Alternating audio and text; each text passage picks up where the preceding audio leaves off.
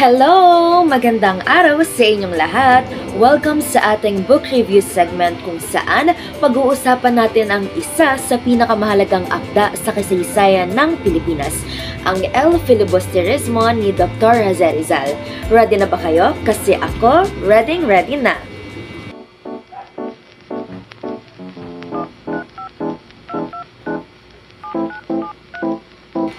Okay, quick facts muna tayo. Ang El Filibusterismo or The Reign of Greed sa Ingles ay ang sequel ng Noli Me Tangere. Isinulat ito ni Rizal noong 1891 habang siya ay nasa Belgium. Ito ay isang nobelang pampolitika na nagpapakita ng mas madilim at radikal na pananaw ni Rizal tungkol sa kolonyalismo. Kung sa Noli Me Tangere, si Crisostomo Ibarra ay isang idealistang reformista, dito sa El Fili nagbalik siya bilang si Simon, isang misteryosong alahero na may balak pabaksakin ang gobyerno ng Espanya sa Pilipinas. Ang kanyang plano, magdulot ng kaguluhan at himagsikan sa pamamagitan ng kanyang kayamanan at koneksyon. Isa sa pinaka-iconic na eksena, kung naalala ko, ay ang pagpapasabog ng bahay ng Kapitan General gamit ang isang lampara. Pero nagbago ang kanyang plano dahil sa pagsaway ni Padre Florentino. Sa huli, hindi nagtagumpay ang revolusyon ni Simon at namatay siya sa isang trahedya.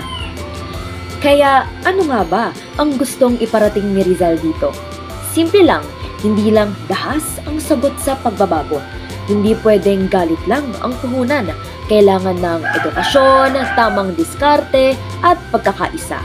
Napakahalaga rin ng papel ng kabataan na sinisimbolo ni Basilio at ng mga estudyanteng lumalaban para sa akademikong kalayaan. Ang El Filibusterismo ay isang napaka-powerful na nobela. Ito ay nagsisilbing eye-opener. Hindi lang siya isang kwento ng pag-ihiganti, kundi isang malalim na pagsusuri ng mga isyong panlipunan at pampolitika. Para sa akin, malaking tulong ang nobelang ito upang mas maintindihan ko ang galit at pangarap ni Rizal para sa isang makatarungan at malayang Pilipinas. Alam nyo ba? Sa huli, ang mensahe ni Rizal ay mas nagiging makatawid ng panahon. Sobrang relevant kasi nito lalo na ngayon na malapit na ang halalan. Naway ang nobelang ito ay makatulong din sa inyo upang bumoto ng tamang tao na mamamahala sa ating gobyerno. Bilang kabataan na may kakayahan tayong tumindig, ipaglaban ang karapatan at iluklok sa pwesto ang karapat-dapat.